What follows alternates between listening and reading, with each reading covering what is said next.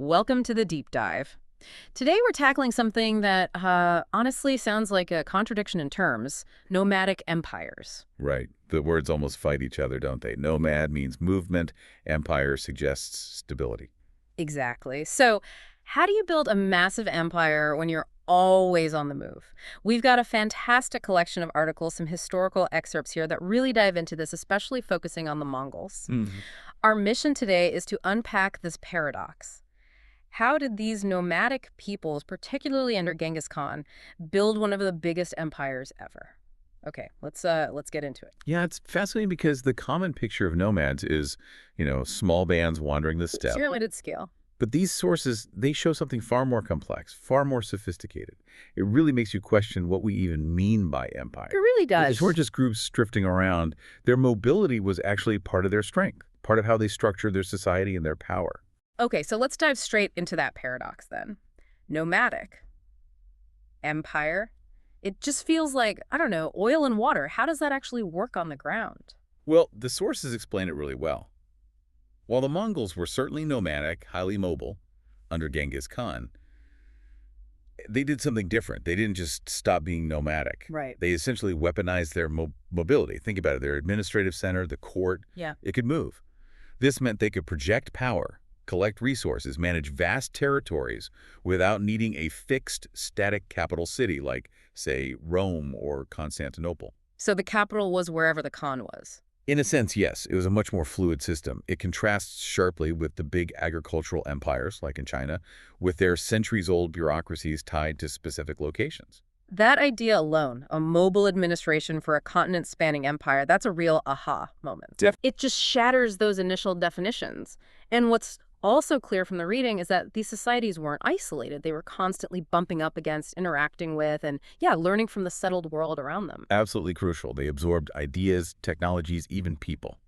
Okay, so central to this whole story, obviously, is the man himself, Genghis Khan, originally Temujin, and the accounts of his early life. Wow. Born around 1162 near the Onon River, modern-day Mongolia. It wasn't an easy start, was it? Not at all. The sources detail real hardship. Yeah. His father poisoned. His family basically abandoned by their clan, left to fend for themselves. He was even captured at one point. Right, I read that. And then his marriage to Borte, which itself triggered more conflict. Exactly. And that whole period, the late 1100s, say the 1160s through the 1190s, it was this intense crucible of struggle, alliances forming and breaking. Constant maneuvering. Constant. The texts describe how Temujin, through just incredible political skill, alliances, and let's be honest, sheer force of will, started unifying these warring Mongol and Turkic tribes on the steppe. People like the Karyots, Khan. He brought them together, but not always gently. I mean, the sources mention him breaking blood brotherhoods. That sounds pretty radical for that culture. It was radical. Blood brotherhood, the end of relationship, was incredibly sacred, sometimes seen as even stronger than kinship. Breaking that, like he did with Jamuka, showed he was willing to put his larger vision above even the most profound traditional loyalties. Which suggests he wasn't just aiming to be another tribal leader. Precisely. This all leads up to 1206, the Great Kurultai, the assembly where he's proclaimed Genghis Khan the universal ruler. This wasn't just a new title. It signaled a whole new political entity, something far beyond a loose confederation. It was the birth of the Mongol nation, really. And from that point, the expansion is just staggering. Mind-boggling speed and scale. Yeah, the articles lay out that first wave, roughly 1203 to 1227. They smash into northern China, the Jin dynasty, the western Xia kingdom.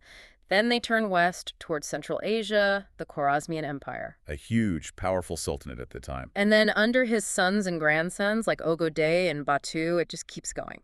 Into Russia, Poland, Hungary, deep into Europe. The maps we looked at, they really bring home the sheer vastness of what they conquered in just a few decades. That's almost hard to comprehend. And the key, of course, was their military machine. Right, so let's unpack that. What made them so effective? We all know the image, the horse archer. And that's certainly part of it. Unbelievable horsemen, incredibly skilled archers, yes. Their training, often through massive hunting drives called nurge, basically functioned as large-scale military maneuvers. Practicing encirclement, coordination. Exactly. But the sources highlight other things, too. Their ability to campaign in deep winter, for example, gave them a huge element of surprise against enemies who expected fighting to stop when it got cold. Touching them completely off guard. Totally. And here's something that often gets overlooked. They became experts at siege warfare very quickly. That seems counterintuitive for nomadic cavalry. It does. But they were incredibly adaptable. They captured engineers from conquered populations, learned their techniques, and deployed them. We read about them using sophisticated siege engines, catapults, even things like naphtha bombs, essentially, early chemical weapons. Wow. So they could take down fortified cities, not just fight in the open field. Which was absolutely crucial for conquering settled agricultural empires. They learned, adapted, and incorporated foreign technology at lightning speed. It wasn't just brute force. It was smarts and adaptability, too. Okay, so brilliant military strategy, terrifying effectiveness. But we have to address the other side, the sheer brutality. Yes, the sources are quite explicit about that. Some of the anecdotes are chilling. Genghis Khan's speech in Bukhara basically telling the terrified survivors, "I am the punishment of God. If you had not committed great sins, God would not have sent a punishment like me upon you." Imagine hearing that after your city's been sacked. And the numbers reported in some of these sources, I mean, they're almost unbelievable. 1.6 million killed in Nishapur, 1.3 million in Merv. Even if those are exaggerations, the scale of destruction must have been immense. Catastrophic. It undoubtedly fueled that perception among the conquered peoples of the Mongols being like a force of nature, a divine punishment, a day of judgment arriving. And you can see how that feeds directly into the common image, especially in Europe later on, of the Mongols as just barbarians.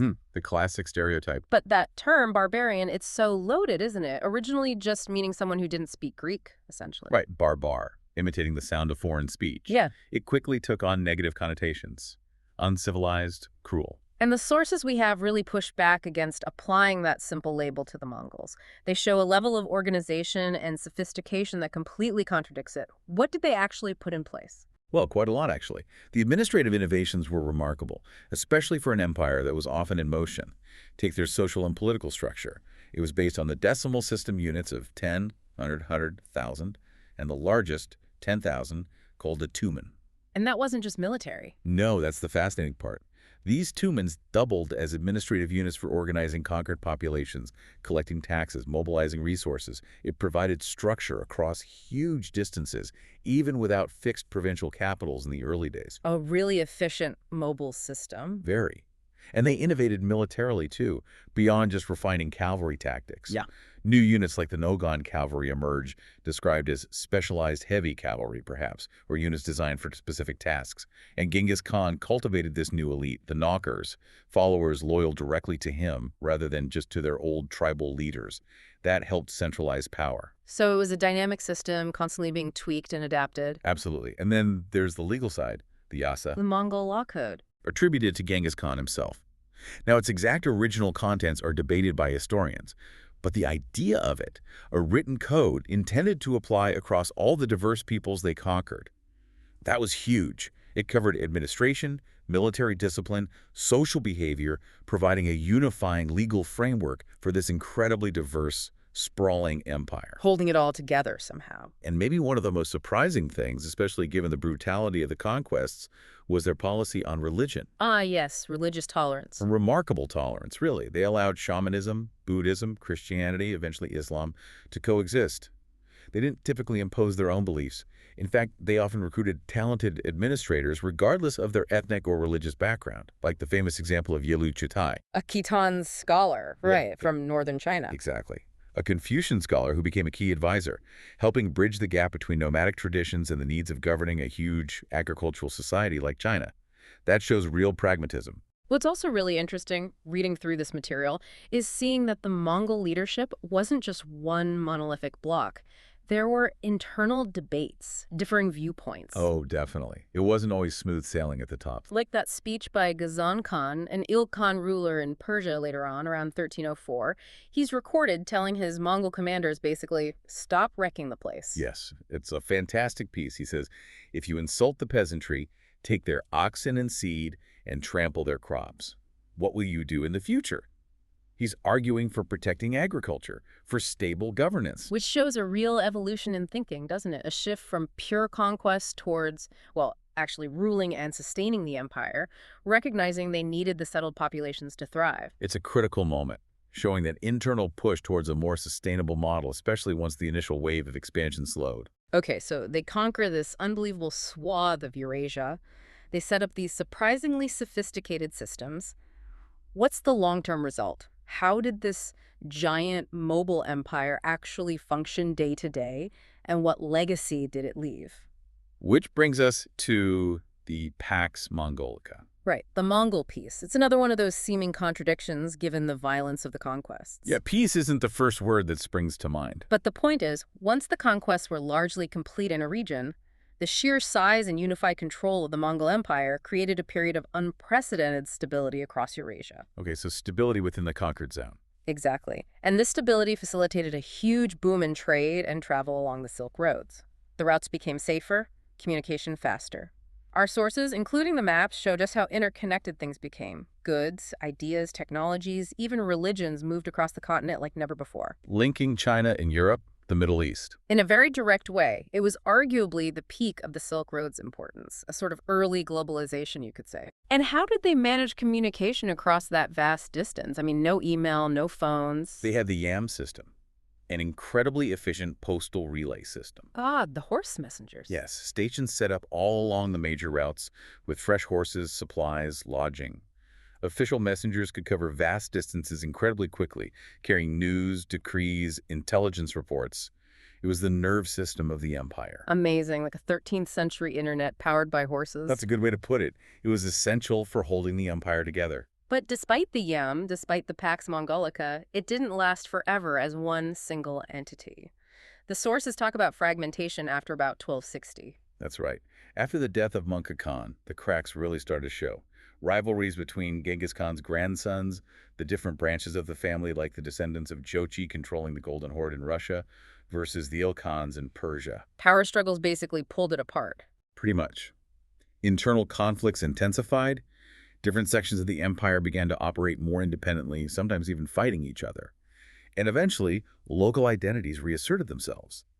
The Yuan dynasty, the Mongol rule over China, was overthrown in 1368. So a relatively short lifespan for the unified empire, considering its size. In terms of total unity, yes. But the successor states lasted much longer, and the overall impact was profound and enduring. So wrapping this up, the legacy seems incredibly complex. Absolutely. You have the undeniable destruction and death on a massive scale during the conquests. But you also have this period of unprecedented connection, trade, and exchange that the Mongol Empire facilitated.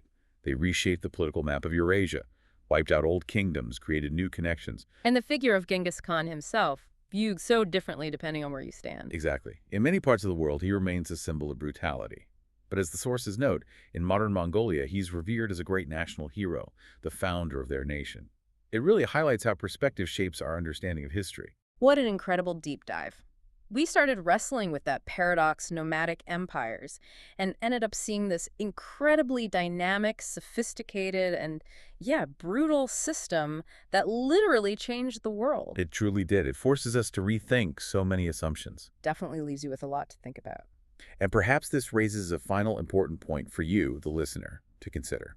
So much of what we've discussed, particularly the image of the Mongols as barbarians, comes from the accounts of those they conquered or interacted with external sources. Right, the chronicles written in Persia, China, Europe. Precisely.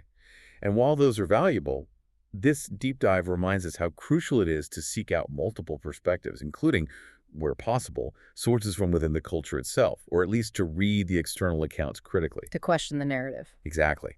How much of what you think you know about other historical events, other empires, other figures, might also be shaped primarily by one side of the story, by narratives that are incomplete or even intentionally biased? It's always worth asking, whose voice are we hearing and whose might be missing?